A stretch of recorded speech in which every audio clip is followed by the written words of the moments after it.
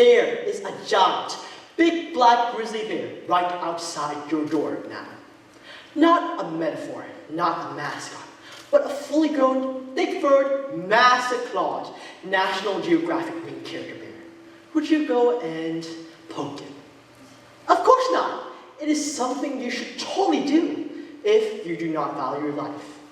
And if one of you thought, honestly, I kind of want to see what happens if I poke it, please do not sit near me, because we all understand something instinctively. When something looks dangerous, we back away. And when something looks risky, we hesitate. And when something looks bigger than us, we assume that it will win. This instinct is what keeps us alive, but also what keeps us small. And this is where the talk gets uncomfortable for many people, because I am no longer talking about bears. I am talking about you. Because when you poke the bear, you expect only one thing: a very angry bear and very bad consequences. But sometimes this bear is not an animal. It may not even be physical. Sometimes despair is a fear. Sometimes a discomfort or a challenge that seems way bigger than you. And I'm here to tell you that sometimes the only way for you to get past this fear is for you to poke the bear anyways. But most of the times, as students, we don't really poke any giant bears, do we? We poke smaller ones: pandas, koalas, maybe even small teddy bears. Risks that feel big at the moment, but won't actually distort our future. A difficult class, a competition we're not sure we can win, a speech in front of people with their eyes all drawn towards me. I admit that these things are all scary, but they're not the bears that end my future. They're the bears that help me grow. So, to further reinforce my point, let me share a personal story with you. One time, I poked a bear myself, but it was not a political bear, not a historical bear, but a very real, very dangerous, very questionable decision bear. One time, I was volunteering at an orphanage, and the kids came up to me and said, "Hey, let's go on a hiking trip." Now, when you hear the word hiking, you think of something nice, right? A peaceful trail, birds chirping, perhaps a water bottle, maybe even some snacks. But what I didn't know was that their definition of hiking was more like mountain climbing without any clear trail. Sounds fun, right?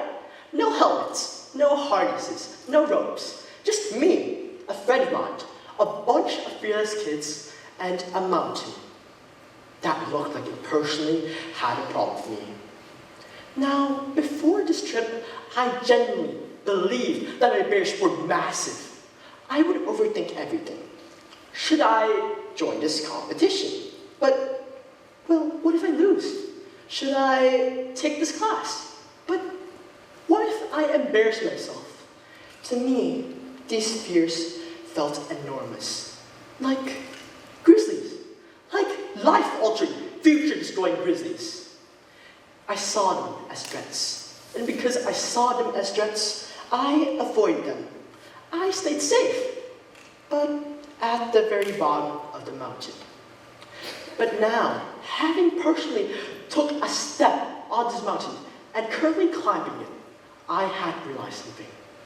There was no way to turn back. At one point, I looked down, and I'm not exaggerating.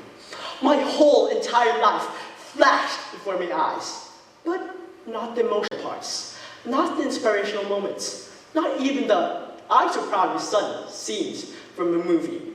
No, just the embarrassing ones. Like that one time where I confidently waved back at someone who's actually waving at someone behind me. And now, I'm turning this wave into a fake stretch like, yes. I'm just checking my own shoulder flexibility. Or that one time where my teacher gave me an assignment and told me, good luck. Now, a normal person would probably say, thank you, or I'll do my best, right? You know what I said? I said, "You too." You can probably expect what happens next. We just both stood there, in silence. Or that one time where you trip on absolutely nothing. No rock, no step, just air. And now you're doing a full-on acrobatic performance in front of strangers. And as I was hanging on this mountain, with thorns attacking me from every direction, my brain was like, yes, this is the perfect time to replay all of that. Meanwhile, the kids, they were laughing, jumping, flying up the mountain like mountain goats, probably thinking, wow, this volunteer is very slow, and also very dramatic. And this brings me to my next problem. The thorns, they weren't just on the ground. They were everywhere, left, right, front, back. It felt less like a hike, but more like the mountain was personally trying to correct my life choices. Every step I took, something poked me. A branch, a thorn, my own bad decisions. And at one point, I genuinely thought, if I disappear here, my parents are going to be so confused. Like, how did I go to volunteer at an orphanage for my own peace-loving credits and end up in a mountain survival situation? But somehow, we made it to the top. And at the very top, there's this simple wooden cross. Now, as you can imagine, in my head, this was a very serious, very dramatic moment. You know, wind blowing, deep thoughts, perhaps even a life lesson for me. But the kids, they were laughing, joking, throwing rocks, talking about snacks. One of them was literally standing next to the cross in flip-flops. And I'm here like, guys, this is a mountain. We just climbed a mountain without harnesses or helmets or any common sense. But to them, it was just another climb, another normal afternoon. And that's when the first lesson hit me. Sometimes a really big risk to one person may feel completely normal to another, because we all grow up poking different bears. Some people poke tiny teddy bears, some people poke pandas, and some people, especially those who grow up in tougher situations, are used to poking much bigger bears than we ever have. But as we grow up, we often forget that. We start thinking that our own bears are the largest ones in the world. A failed career opportunity feels like the end of our future. A bad grade feels like a disaster. And perhaps an awkward speech feels like social extinction. When in reality, we often forget that somewhere on this world, there is actually someone who is facing a much bigger bear than we currently are facing right now. A soldier walking into a battlefield, a doctor in an overcrowded hospital during crisis, and a single parent working 2 jobs just to keep the lights on. Compared to that, our bears suddenly look a lot more smaller. But that doesn't mean that our bears aren't real. They are. A small bear can still feel scary when you're standing right in front of it. Because, well, they're the only things that are obstructing you from reaching your goal. And perhaps that's a lesson. Maybe we should realize that we should keep some perspective, and that what we need to learn is that courage is not about never feeling afraid, but about realizing that fear is relative. And this realization changed something for me. I began to realize that the life I was striving for was not a life devoid of bears. Instead, it was one where I gradually built up enough courage to face bigger and bigger bears.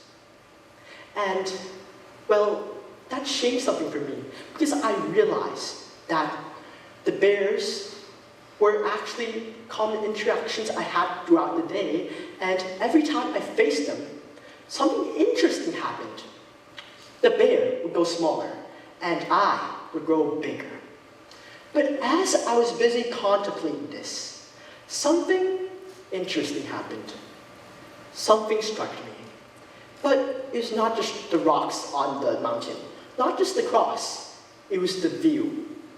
It was not just a nice view. It was not just, I'll just take a quick picture and leave type of view.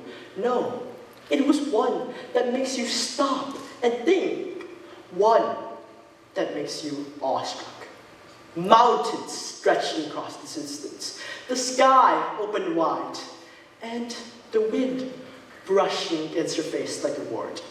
And for a moment, all that fear, all those thorns, all those scratches, and all those embarrassing memories flashing in your head felt completely worth it.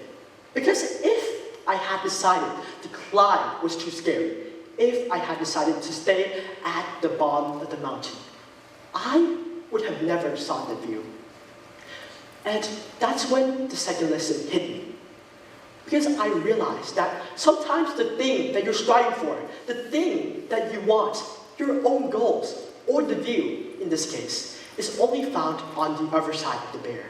And the only way for you to get there is for you to poke the bear in front of you. And let me ask you something genuinely. What bear are you standing in front of right now? Is it a competition you're scared to take? A conversation you're scared to start? A class you're scared to enter? Or perhaps even a version of yourself you're scared to become? Don't laugh it off. Don't look at your friend. Think. What is the thing that you keep on postponing? That is your bear. And the only way for you to get past it is for you to poke it. From that trip, I learned many valuable life lessons. That many people are facing much bigger bears than you. But that should not make you discouraged. Instead, it should remind you that you are stronger than you think. And the only way to play into that strength is to poke the bear in front of you. Because the view at the other side is more than just scenery. It is the confidence you didn't know you had. It is the proof that you are more capable of more than your fear has ever allowed you to believe. And as you stand there, tired, panting, perhaps even still shaking, you would have realized something. The climb didn't break you. It had built you. But the most important life lesson I learned that day, if a group of orphaned kids comes up to you and says, "Hey, let's go on a hiking trip," please, go in the opposite direction. Thank you.